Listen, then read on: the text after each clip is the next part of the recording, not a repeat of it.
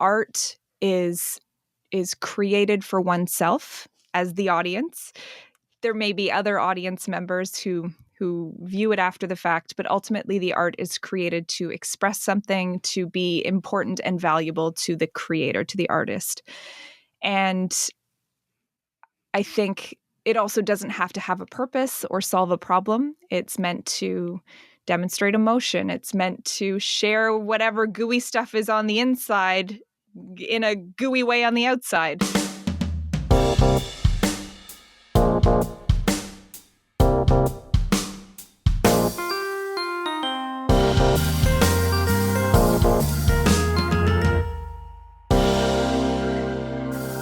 Hello, print friends, and welcome. This is a bilingual podcast, so if you subscribe to us, you'll be getting episodes in English with me, as well as in Spanish with Reynaldo Gil Zambrano. Together, we talk to people around the globe about their practice and passions in the field of print media and multiples. This episode is brought to you by Speedball Art Products, and we are delighted to kick off 2024 by letting you know about their new product. The Speedball Spinback, designed by the talented Alex Carmona, this tool allows you to hold your woodblock securely in place for carving while easily rotating the block as needed. Save your non-dominant hand, wrist, elbow, and shoulder for many more years of happy carving. With the Speedball Spinback, you don't need to waste any energy holding down your block. It can all go towards the joy of carving. Find out more at speedballart.com. This episode is also brought to you by Legion Paper.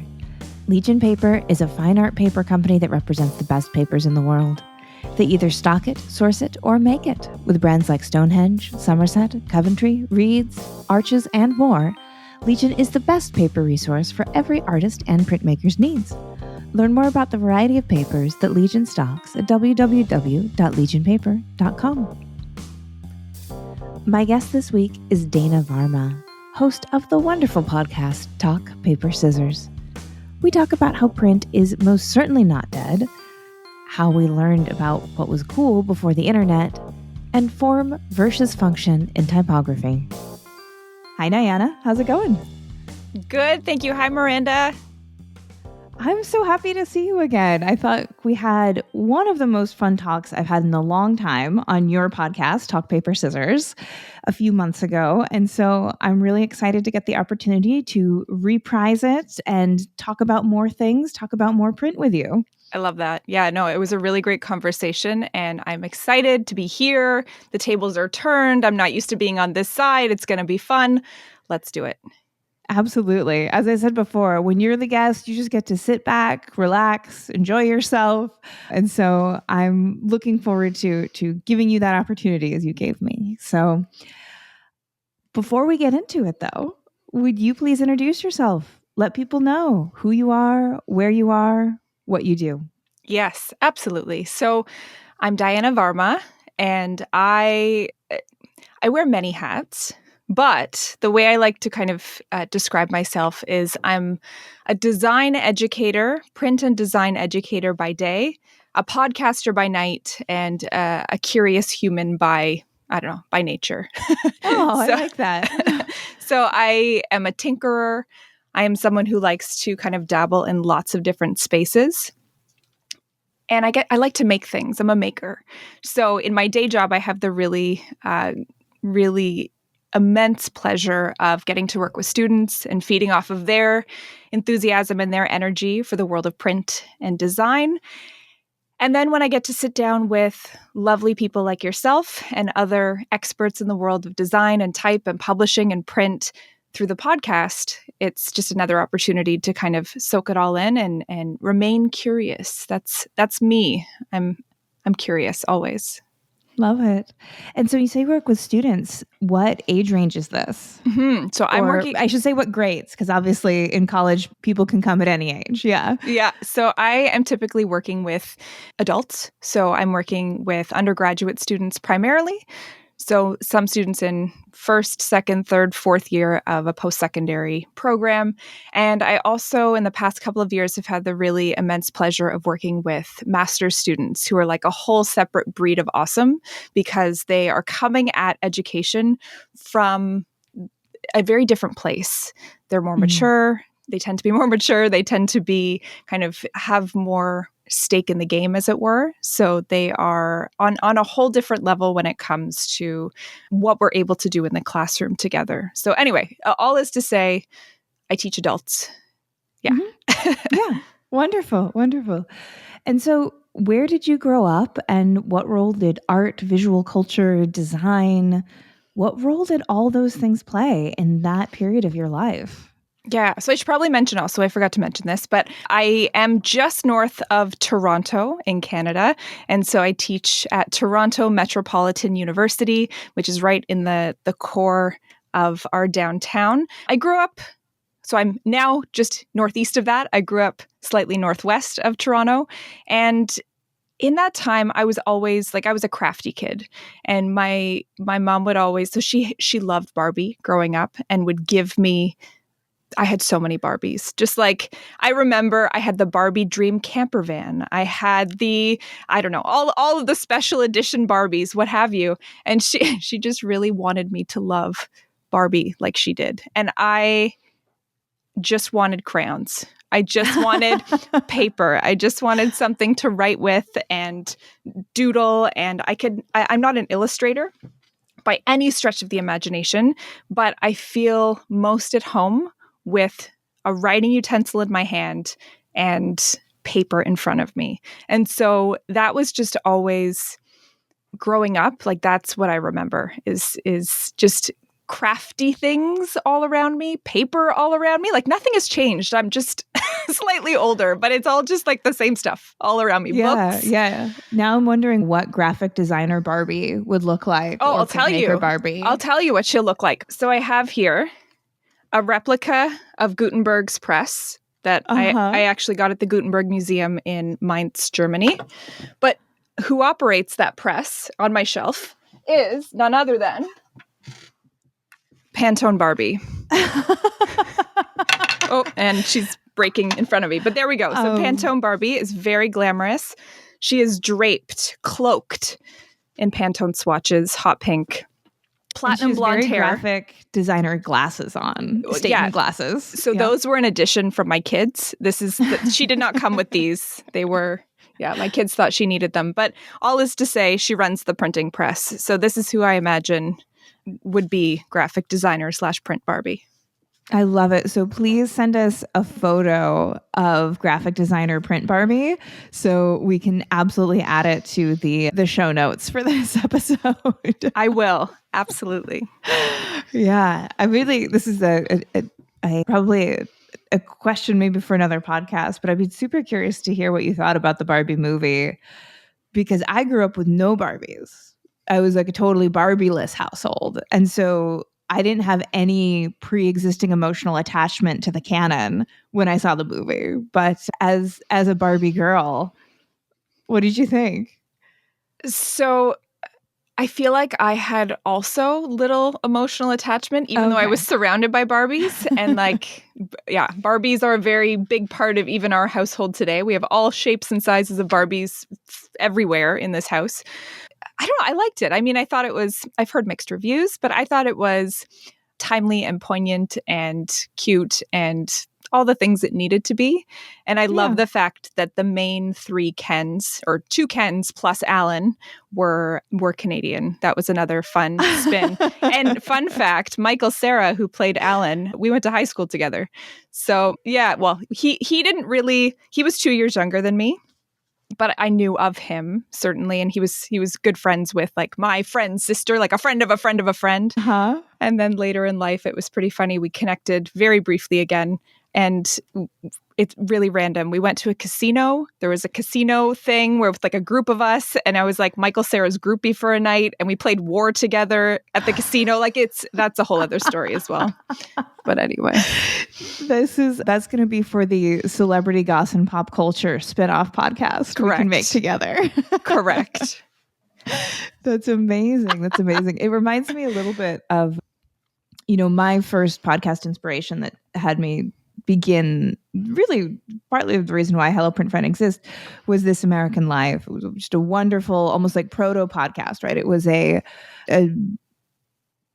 radio show that was more like a podcast before anyone knew what a podcast was. And one of their really regular contributors, David Rakoff, who's a Canadian, has a story once where he says it's in the Canadian Constitution that when an actor comes up who's Canadian and you're Canadian, you have to say, they're Canadian, by the way. Correct. Yes, this is absolutely true. There's an allegiance, like a secret underground club that we're all like, oh, and we're Canadian. Yeah, they're Canadian. Yeah. Yep, I feel it. Beautiful, beautiful. We'll put all of those in the notes for the Pop Culture Canadian podcast. And so you grew up as a maker, as you said, someone with a writing implement in your hand. At what point did you realize there's a whole world, there's a whole career, there's graphic design, there's printmaking, there's all of this, there's typography, that this is something that you can do and surround yourself with for the rest of your life if you wanted to? Mm-hmm. I fell into it absolutely backwards, just like stumbled, tripped. Whoa, oh, I'm here. Okay, let's hang out here for the next 20 years because that's really what's happened. So the shortened version, the short story, is that end of high school, trying to figure out next steps in life as we do. Mm-hmm. Throughout High school, I was always involved in many, many different kind of arts programs in high school. Like I was taking a media arts course where I was learning how to do actual kind of film photography and develop photos. I was taking drama courses. I was in the music program. I like all of these kind of artistic things, but never really graphic design, never really printmaking, like none of that. And I was actually headed in the direction of radio and television. And that's really kind of where I saw myself was doing something in the world of radio and television arts. And so I went, so that the university I now teach at, it used to be called Ryerson University. It's now Toronto Metropolitan University. But back when it was Ryerson, back in like 2003, when I was in grade 12, I went to just an open house and I was in a bad mood that day. And I was like, get me out of here. And my mom was like, I took a day off work. We are going to something. Like, figure it out, kid. We are not leaving here without seeing a program. And I was like, whatever, this is stupid. I'm a surly teenager. Ugh. Mm-hmm. And my hormones. Yeah. Correct. And so I just on a whim, my mom said, okay, I was speaking with your teacher, your media arts teacher, and she mentioned this other program at Ryerson. And it's called Graphic Communications Management. Let's go look at that because it's kind of in the realm of media arts. You love media arts. Let's just go look at that. And I was like, fine. Ugh. So we went, and that is when I was introduced to a woman by the name of Mary Black. And for the printing industry, particularly here in Canada, Mary Black was a driving force. She's an incredible woman. She has an incredible story whereby she sold her home to buy a scanner to open up her company. Like, she was a single mom, was like, nope, Wow. This needs to happen, and just kind of went with it. And so all is to say, I got into a room, thankfully, with Mary Black, who convinced the group of us sitting there as 17-year-old students that the printing industry was not only the place we would want to be, but where we should be. And so within 10 minutes, she changed the total trajectory of where I was going and what I was doing. And so it was kind of this beautiful happenstance moment that is it's emotional for me, because everything thereafter could have not been had it not been for that moment. So it's so funny the way things work out. But one thing led to another, and I found my way into the printing industry. And then I found my way back into the program that I went to school for, and that's where I teach full time now. So it's really kind of a full circle moment. And I was recently, Mary Black has since passed away, and so our boardroom in our kind of, we are very, very grateful to have a building and very lucky to have a building on campus dedicated just to our students. We have a boardroom on the main floor, and it was the boardroom that I first met Mary Black in. And I was teaching there. I was I was teaching a group of students. It was the first day of class in the fall semester. And her name is now in the boardroom. And it was so cool to be in that moment in the room named after her. It was just, I don't know, it was cool. It was just such a cool moment. And it makes me so happy and sad and thankful and all the things for having found kind of, my way into that moment in time. That's so beautiful. That's so beautiful. What an incredible homecoming for you. And like your life and your trajectory. And yeah, thank you for sharing that story. It's lovely. I didn't think I was going to cry, but here we are. Here we are. Here we are. Here we are. It's funny. I totally get it. Sometimes just being asked to tell your own story in a linear way can be a powerful question because you don't sit around thinking about how you ended up where you are, right? Totally. And then when you realize, as you said, that it could have gone differently. The multiverse did a hard split when you and Mary Black met. And maybe that alternate reality or 1,000 different alternate realities would have been just as good or better or whatever. But the fact that, I don't know, it's just like it all makes sense somehow. Yeah. Yeah. So what was your work in the printing industry before you made your way back into the fold and into the legacy of Mary Black? Yeah. I don't want to say that. That's a lot of pressure. Woo, she was a big name around there. But so I had the great opportunity to work for a book printer. So I worked in kind of sales project management in the world of book printing. So I would have many, many clients who would come to me with book projects. So the HarperCollins of the world, the Penguin Random Houses of the world, the lots of other smaller publishers. And we would take their finished book projects and bring them to life. And so we actually have, and still to this day in Canada, there is a lot of book printing that happens. Not as much as there used to be, but certainly for kind of Black only, so Black text on white paper. A lot of that's still done here in North America. Oh, cool. Most books that are full color are done overseas for a variety of reasons, but we still print a lot of stuff here in this country. So that's what I did. I got to be around big presses and I got to take clients out for lunch and learn about what they need to have happen in terms of their print. And I would kind of be the liaison between the publisher and the manufacturing end of printing. And so it was one of my very favorite things actually was to do press checks, but specifically for the coding part of the process. So, I mean, we had lots and lots of different equipment, lots of different capabilities, one of which is to create like a very high gloss, UV, shiny coated cover or a spot coated cover. I'm trying to see if on my bookshelf if I have examples of this. Okay, so something like this, where it's shiny just in one area, right? So it's just kind of like it's hard to see still. There we go.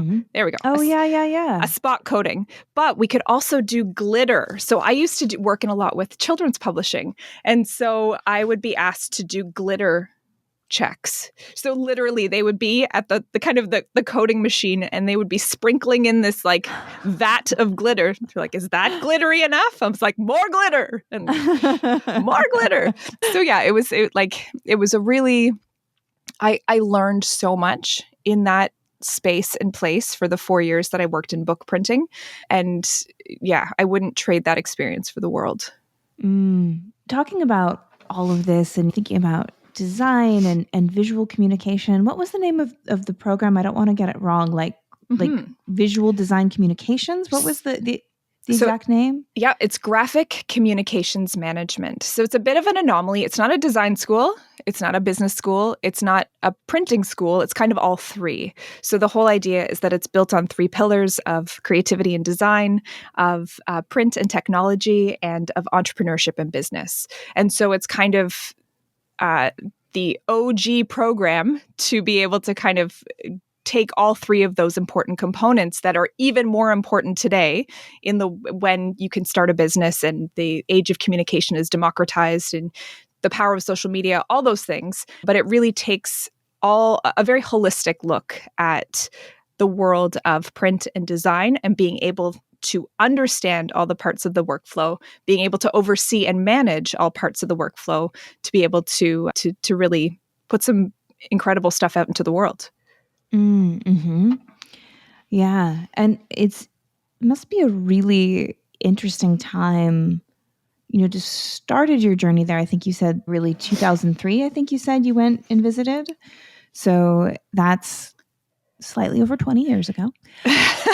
And oh, yeah.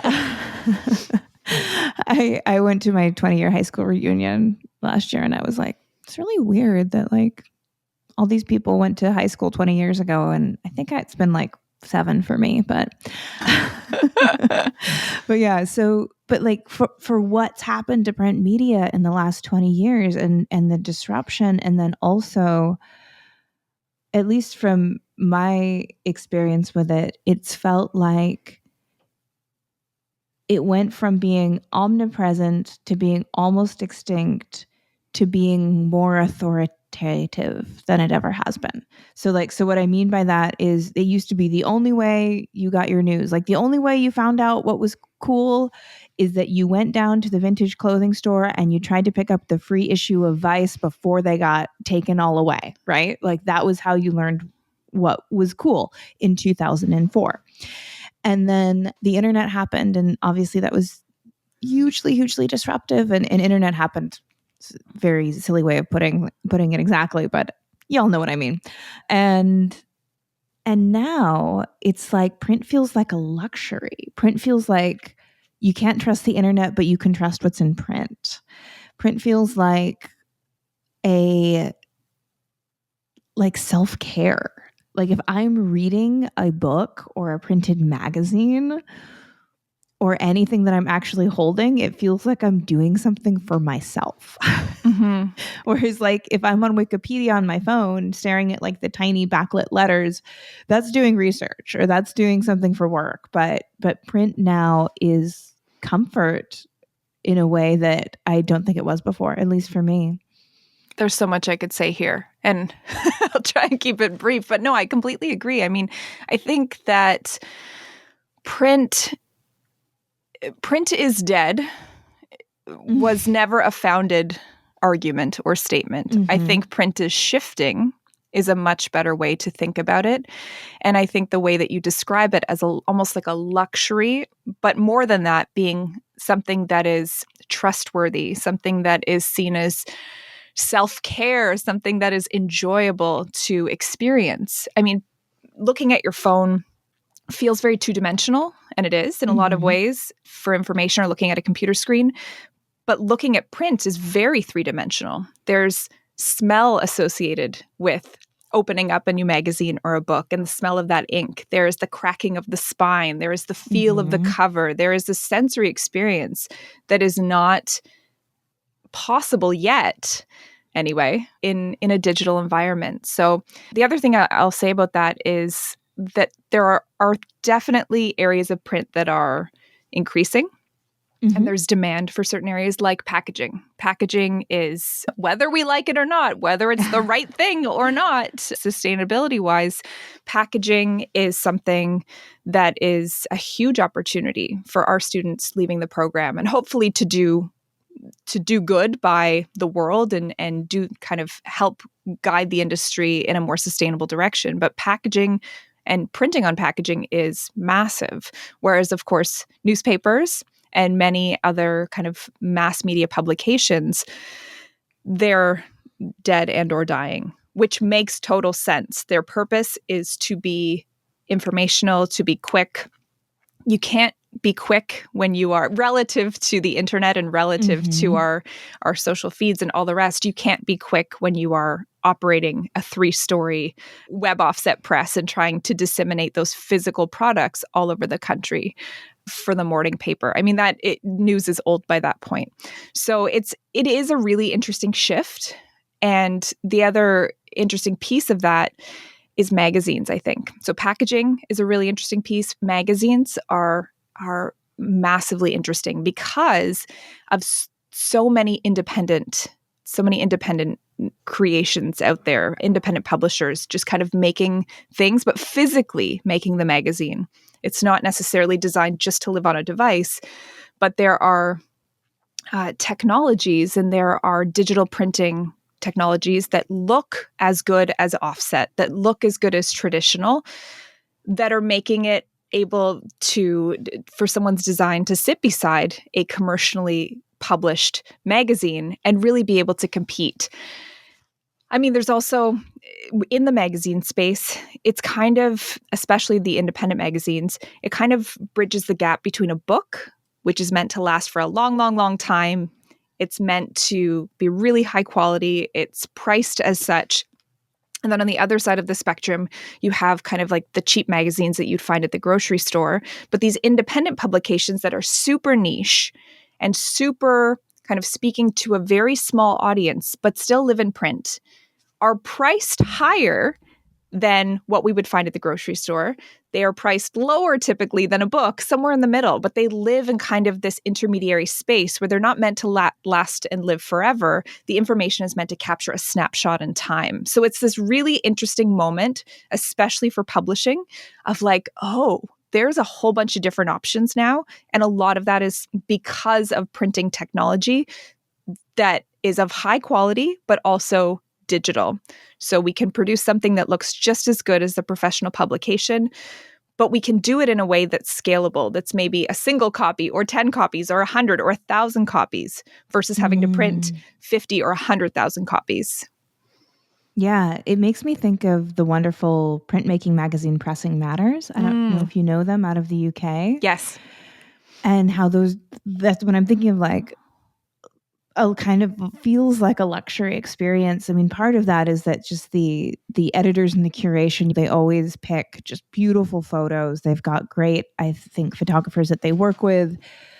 And it feels, but obviously we're not talking about an Us Weekly sized publication, right? For something that size, but it still feels so quality. And I think I still have like my first issue that's held up for all these years and that thing. So yeah, that's niche market, and really interesting to think about how the technology has made that possible, as well as the demand of consumers as well. Yeah. And that's the other neat thing, is that the internet and digital publications and printed publications don't live in two silos. They help one another and they support one another and they promote the growth of one another.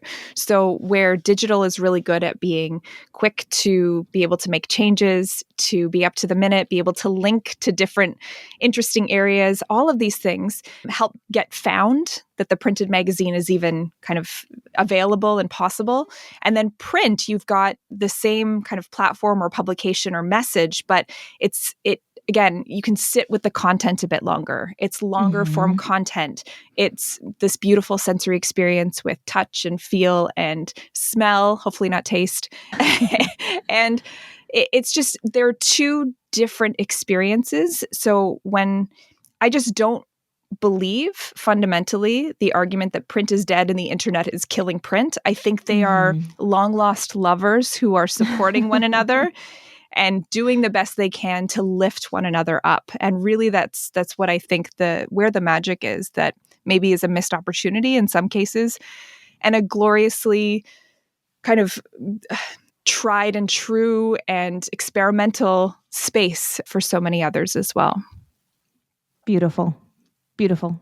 Diana for president. Oh. So I've wanted to have you talk about this or hear your thoughts about this. And I don't have a super formulated question, so I'm just going to kind of throw some things at the wall here and see what sticks metaphorically.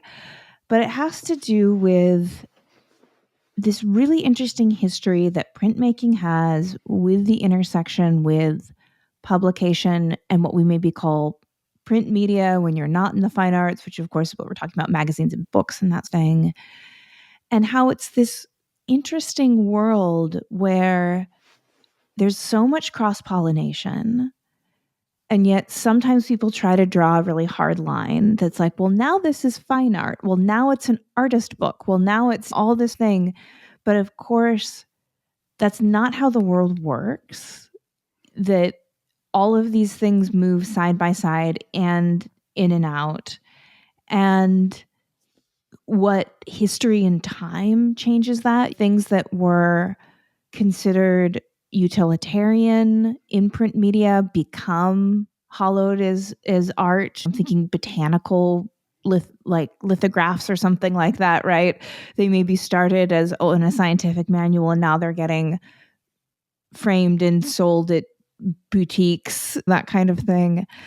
And so maybe just from your point of view and having lived and worked in this world, is it necessary to make a distinction in terms of fine art versus maybe functional art, or more commercial versus more artistic? And if so, where would you draw the line? Can't we all just get along?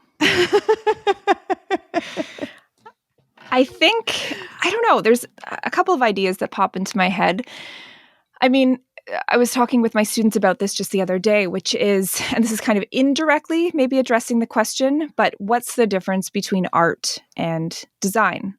Mm-hmm. And so that's the classic. Yeah. The classic. So in my mind and in my experience, art is created for oneself as the audience.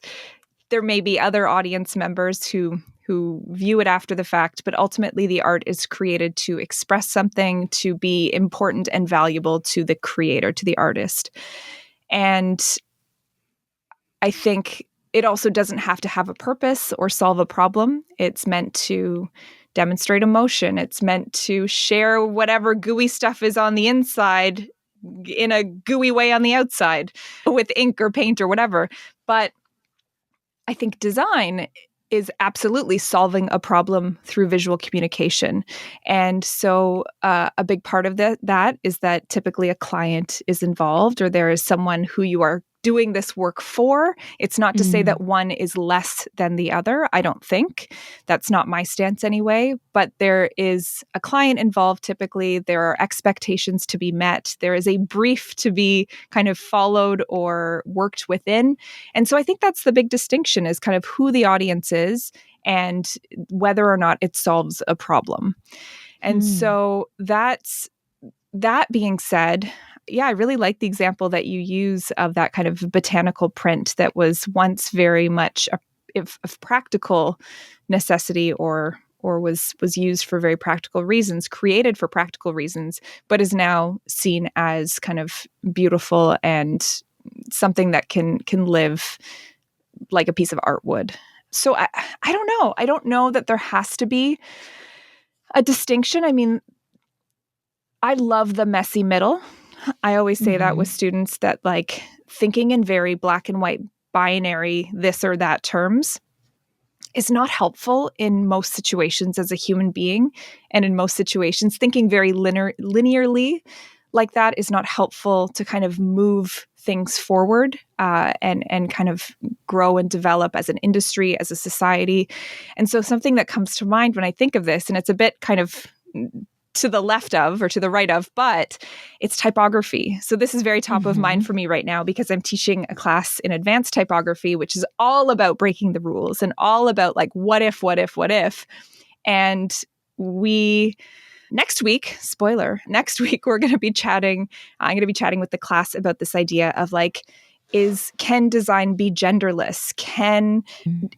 We've often categorize type in these very distinct silos of, for example, serif versus sans serif, or kind of traditional categories of humanist versus transitional versus geometric sans serif, or whatever the case is. We try and lump them in these categories. And I think a lot of that lumping mirrors and mimics society at large. And so what we're seeing right now is in the design and type community is kind of a dismantling of the need to file something away on a shelf and say, this is what it is, and more of an opportunity to kind of do something weird in the messy middle, in the gray. So we're seeing a perfect example is like just a serif on the bottom of a character. So serifs are kind of very traditionally, they start off fairly thick and they narrow as they get to kind of the edge of the letter form. But of course, we have slab serif, which is something that was developed many, many years ago. But now we have everything in between. Like, is there a little like flick at the end? Is that a serif? Is there kind of like a ball terminal or something more geometric at the end? Is that a serif? Do we have to categorize it only as serif, sans serif? Can there be play in the middle? So all is to say, I'm not really answering your question, but I think that as a worldview, trying to narrow down and pin people, ideas, the world into categories is not helpful 9 times out of 10. Mm-hmm. And so I don't No, think yeah. I think that's true here as well. Yeah, I think you definitely are answering it in that way, that it's putting people, things, fonts, practices into boxes is unhelpful, and I think lazy. I think intellectually lazy a lot of the time. But I also stand by, I don't think anyone will ever be able to rescue the Live, Laugh, Love font for me. That's going to be in a box forever. And I will always think badly of any context in which it's used. And I think preferences are okay. That's a whole different beast, right? So subjectivity is fine, and we all have our opinions. But to categorically, to objectively say something is this or that, there are too many different ways of seeing the world, and too many interesting conversations in the middle as to why it shouldn't be in one box or another. I think that we're missing out on a lot of the good, deep stuff, rich stuff when we try to oversimplify. Yeah, absolutely. And in terms of typography and its intersection with design and print media more broadly, I feel like that is one of the most obvious through lines to traditional printmaking and what happens now, because I think that there are, and I'm guessing you can speak to this more specifically than I, but I get the impression that there are a lot of kind of hangovers, holdovers in the typography world from when things were kept in drawers and pulled out and arranged in that thing. And I just think that that is such a charming aspect of what's left over, and a way that history shows up in the contemporary world, I think. Yeah. Type is such a fascinating space, and I have dabbled in it for a number of years, and I've had the great pleasure of speaking with a number of experts in through the podcast who live and breathe typography. But I still feel like I'm I'm just scratching the surface, even though I'm immersed in it all the time. But yeah, type is a cool place to be, because type is invisible when it's done really well, especially from a readability standpoint. It makes reading easier. It helps readers avoid having to read really intensely. But then it also plays this it has a duality. It plays this other role of being loud and obnoxious and interesting and controversial when it wants to pull you in. So going back to publication design, one of my very favorite things in specifically the magazine space is all this play in the world of design. And the fact that in most editorial features that are multi-page features, you're going to have some really, really expressive type that's like, whoa, pull you into that article, along with visuals and color and all the rest of it. And then you're probably going to have some pretty traditional, readable, accessible type that's chosen for the actual article itself to help you read over a long period of time. And so, I don't know, there's so many interesting things in the space of type. And so speaking of play and experimentation and not having to fit things in certain boxes, but I think where it shows up most readily for me and most interestingly for me is in the space of magazines. Yeah, because that often there's so much information that needs to be organized and have some kind of a hierarchy and all of that. I could definitely see that. Do you have any advice for printmakers who might be type curious, who might be thinking, maybe I do want to play with letterpress a little bit, or I do think that this piece needs text, or I know that this piece needs text, but what text? and I know it's going to be so specific to project and intention and all of that, but any golden rule guidelines, I guess. No golden rules, but some hot tips. What I will say about playing with type is that it can be intimidating, but it can also be really freeing to know that there are so many different kind of typefaces out there to play with. I mean, letterpress printing. So I am just starting to dabble in the world of letterpress, and it's something that I've wanted to do for so long. And we have a little bit of that kind of equipment where I work as well, which I'm very fortunate to have. But I mean, we're not constrained unless you're actually physically using a letterpress. But even then, we're not necessarily constrained by 10 drawers of type. There is so much type out there, and even so much kind of AI that supports the pairing of type. And I don't know, there's just like type shouldn't scare people because it's something that we instinctually know what it looks like, instinctually know how it's set. We've been playing with letters since we were 3 or 4 years old. And so I think because of that, there's just so much opportunity to do neat things. And when I say, so specifically with letterpress, sometimes constraint breeds creativity. So if there are only those 10 drawers of type, just thinking about back to the basics, like the elements and principles of art and design. So if you only had, I don't know, again, a few different sizes and styles of type to work with. Think about the way in which you would play with proportion or play with kind of spacing or positioning, the way you might play with color, the way, I mean, I'm thinking of Amos Kennedy Jr., who we both had the pleasure of speaking with. And I mean, he layers color after color after color. So something that could be really mundane typographically all of a sudden becomes super interesting when you have this kind of layered multicolored effect. So there's, I think, just so much room for play with type, both in the digital side as well as the more traditional side. And even in the traditional side, I mean, you can get polymer plates made now where you're not constrained even by wood type or metal type. You can go out and have your digital design made into a polymer plate and print it on a letterpress. So all is to say that there is so much stuff that you can do with type, is just to kind of get started, because quantity begets quality. You'll figure it out as you go. And so the more you're doing it, I think that the better your eye becomes at going, oh yeah, I like that. Or, oh yeah, that's not really quite what I was going for. So I think a lot of it's just in the doing. Amazing. I love it. And that's in my very limited exposure to design, that is always really rang true for me too, is that like I just have to throw whatever it is onto the page, onto the screen, and just say, do I hate this? And also sometimes who cares? Who cares if it's hideous at the end?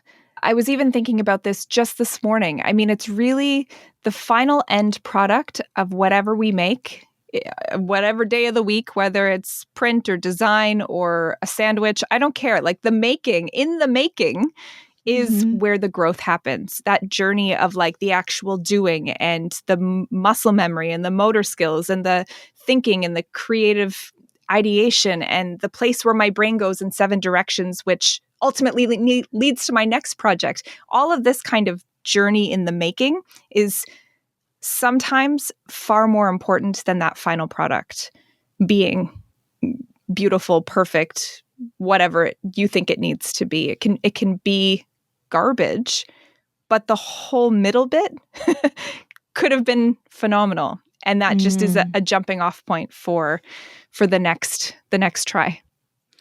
Yeah, that is so important to hear. I think particularly when we're in a world where there's so much pressure to document and show success and say, I did this thing and look, it came out perfectly. And that could be if you're doing an art project. It could be if you're making a stew. Have you been talking to my husband about my bad stews? No, I was actually thinking about a friend who posted a photo of a beautiful stew, actually, and I haven't had lunch yet. So, and it's cold outside. But yeah, that it's just and that end result, that reveal, that before and after photo, that we're just in this world of that. And so I think the process can get lost, and the process that doesn't have a beautiful after photo can get lost as well, because we're created our own panopticon here where we're all observing each other constantly. And I'm so torn with the idea of documenting the process. I absolutely get why someone wants to document the process, particularly if they want to share and post that. But I think it also takes you out of the moment. I think oftentimes if we're wanting to get that perfect shot, if we're trying to set up the camera a certain way, if we, right, there's like this certain underlying pressure and this underlying removal of ourselves from what we're doing. And if I know anything, I'm not good at it, but staying in the present moment and staying kind of in a flow state with whatever you're doing is the best way to get time back. Time is our most precious resource as humans here on Earth. And by staying kind of focused in a flow state, doing something that's interesting and creative, time becomes this kind of molasses that stretches, or this all of a sudden you're not pouring out something that is just moving at a rapid pace. You're slowing time down. And I think that's what many of us crave in an age that's moving so quickly, is the ability to slow down and the ability to really be present. And so for me, documenting the process, I think takes us out of that a little bit. So I would love to see more, or less rather, less of that, and just hear, like, even I would love to see someone's a square on Instagram that is simply a single color. Maybe it's purple, maybe it's orange, maybe it's yellow. And the caption reads, "I made something today and I did not document it. And I spent 3 seconds uploading this. Have a great day. I hope you do the same." Like, to me, I'd be like, hell yes. I feel this viscerally. But I don't know. I mean, I get it. I get it that for many people, it's also a money-making venture. It's their living. So there's kind of an expectation to feed the Instagram real monster and the stories monster. But I think it does take us out of ourselves and strips us of our humanity, and in that small way. Yeah. You can't be present if you're thinking about being observed. I don't think so. Yeah. And like creating the narrative for someone else that's not yourself. Right. Yeah, totally. I want to make sure we have time to talk about your podcast, which you get to deep dive on all of these things that we're just kind of bouncing around, talking about, like the typography and design and print and all of that. So what made you want to start a podcast, and how did you go about doing it? Yes. Okay. So it had been on my mind for a number of years. I used to work as our school's internship coordinator. So I was tasked with bright-eyed and bushy-tailed third-year students who were moving into their kind of first professional jobs, their paid internships. And the school said, here is 120 students, help them. And okay, yeah, cool.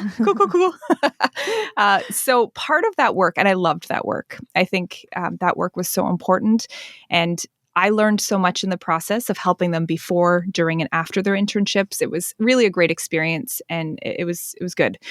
Part of that content and help that I wanted to give them, because I couldn't give each and every one personalized attention for obvious reasons. I thought, a podcast would be a neat medium. And of course, there were other podcasts. I didn't kind of listen to a whole lot of podcasts. And this was probably 2014, 2015, something like that. But it was always on my mind, like, ooh, I should do this and create content, these kind of mini episodes before, during, after internship. I would call it the Avid Intern. And this would be a really good project to partake in. Didn't happen. Ran out of time. Had a baby. Got married. All the things. Internship coordinator job. Someone else is doing it. So when I was on parental leave with my second daughter, my creative juices were kind of wanting to do something. I had a bit of free time, even though I had an infant. I've heard. So I have a friend who is a lawyer, and she has a baby. And the way she describes early motherhood is it's boring and it's stressful. I was like, you nailed it. You totally nailed it. Like, yes, there are moments of delight in there. There are moments of joy. But by and large, 23 hours of the day are boring and stressful. So in that boring and stressful time, I needed a creative outlet, and I just thought, oh, now would be the perfect time to create some podcasts. And I don't need it to be about internship stuff. It can be about anything. So maybe I'll start this little passion project. And so Talk Paper Scissors was born November 24th, 2019. I think that's the day. It's a very official birthday. And yeah, kind of the rest is history. And in that very first episode, I remember placing the caveat at the end of the episode where I said, I am not putting any pressure on myself to do this any more than this one episode even. And who knows where it's going from here. And it's probably going to be garbage, but let's just do it anyway. And so it kind of evolved, and I gave myself the space and the grace to say, you will get better each time you do this. And only do it when you want to. Like, there is no pressure, there's no commitment, there is no anything. This is a sacred creative space. And so really my plan originally wasn't even to have it as kind of an interview show. It was more, I don't know what it was going to be, truthfully, but I didn't even anticipate being able to speak to world-renowned experts in type and design. And like, that has been a very cool evolution. And it's kind of interweaved with my teaching as well, which is a neat thing. Yeah. During the pandemic, when I went back to work full time, I tried to really get ahead of Zoom fatigue. I mean, I knew that this was September 2020, so the pandemic was well underway, 5 months in, and they're like, all right, everybody, back to school, but completely online, and no one knows what they're doing, and go. And everyone is worried that everyone's going to die. Correct. Also, but go keep living your life. Yes, all the things. So what I ended up doing, which I'm super proud of, and it was not polished or perfect by any stretch, which was never my goal, but what I decided to do to get ahead of Zoom fatigue, I did not ask my typography students to meet me every week online. So it was meant to be kind of a lecture-only course that I was teaching, or the lecture portion of the course. And instead of having a weekly lecture, that summer leading up, because it does take a lot of time, that summer leading up, I wrote scripts and stories and histories and all of the things that I wanted to teach them in person, but I wanted to do it using a podcast, using a storytelling medium, and they could listen at their convenience during the week. So there was an episode or two, probably 20 to 40 minutes long, we'll call it. And they could be doing laundry or taking the dog for a walk or driving to get groceries or whatever they were doing in their life, and be able to listen to the content that week, told in a relatively entertaining way that was something different. So that is how the course actually continued to run even post-pandemic. And it's now back in class, and it's kind of back to business as usual. But I kind of miss that format of giving students the chance to just walk and listen. But yeah, anyway, all I'm trying to say here is it really is still that sacred creative space for me. And even though it does and has intersected with my day job, I really have still, that first episode holds true, where I place zero pressure on myself to release weekly. I place zero pressure on myself for it to be quote unquote good. I'm coming at it from a well-intentioned place. I'm coming at it from a passionate place. I'm coming at it with genuine curiosity. And I think for me, that's enough to be able to hold someone's attention. And if it holds two people's attention, great. If it holds 200 or 2,000 people's attention, great. Like, if no one shows up to listen, I would still make the episodes. Yeah, I think I've said something really similar about this podcast, where I really just want to have conversations that I want to have and make good tape. Yep. That's it. And I've had people point out, there's no tape anymore, Miranda. I'm like, it's just spiritually, we're making good tape, you know? And just things that I want to exist in the world. Yeah. And I think that's the only way to keep it sustainable, is for it to be something that fills your cup rather than drains it. Yes. when there's so much else in this world. Yeah. Yeah. And I often also say this to my students, like, you need to figure out what success looks like for you, because the world will tell you what success looks like. It will tell you that success looks like followers and book deals and a lead role on a TV show and many, many, many other very easy to measure, quantifiable, visible things. Numbers in your bank account. Yep. But oftentimes, more often than not, the metrics of success are invisible. They're hard to quantify. They are quieter. They are less about ego. They are all the things that kind of we don't, growing up, see modeled to us as what success can look like. And for me, like you're making good tape, success on this podcast is me showing up and feeling in my gut that I've created something that is I don't know, is that I would want to do this even if no one's listening. I think that's what it comes down to, is very similar to what you said. Like, I just want to create stuff that I really feel strongly about. I hope others do too, but it's just, I want it to exist in the world. Yeah. What are your favorite kind of conversations to have on Talk Paper Scissors? I mean, not that I'm a contrarian, not that I want to cause controversy, but I really love proving people wrong, in the sense that, I mean, you must find this as well, but like, oh, okay, so you're talking about design and print and type and all the things. So visual. Why don't you become a YouTuber? Why don't you do something that's much more, that we can see what's happening? Like, why would you choose an audio format for something that is inherently visual? And I say, watch me. And like, let's have a conversation about something really technical in type, or let's have a conversation about something that, doesn't necessarily lend itself to a verbal only conversation. But I think that if we can find a way to do that, those are my favorite conversations, is to have people go, oh, I get it. I'm listening. I'm only listening, but I understand. And there's visuals in the show notes and all the rest. But I mean, like, just being able to kind of rewrite the story of what a podcast can be. Yeah, absolutely. Well, is there anything on the horizon that you want to talk about? Anything for the future of either Diana or Talk Paper Scissors? That's a good question.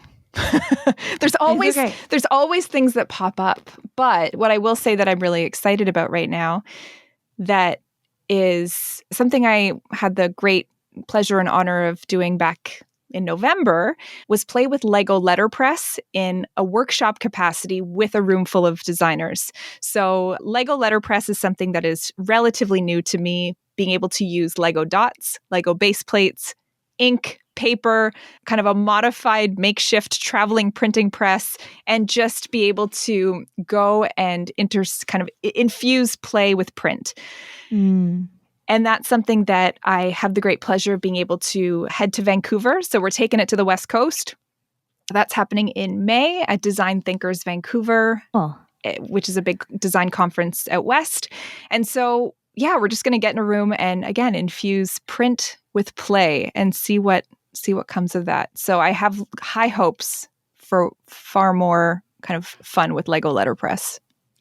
And where could people find you and follow you and maybe see some of the outcomes of Lego letterpress in Vancouver? Yeah. So probably the easiest spot to find me is on Instagram. So at Talk Paper Scissors, or you can check out my website, talkpaperscissors.info.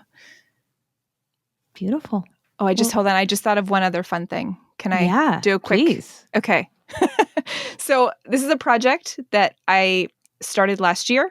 I set down for many, many, many months, and I literally picked up again yesterday. And so this is something called the Creative Confidant, and it is a book project, a self-published, likely, book project that I am writing in a community space. So through Substack, which is a really brilliant platform that is relatively new.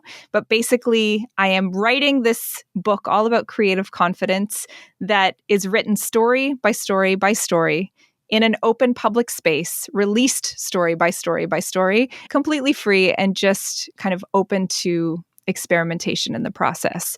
So you can find me at dianavarma.substack.com as well if you want to follow along.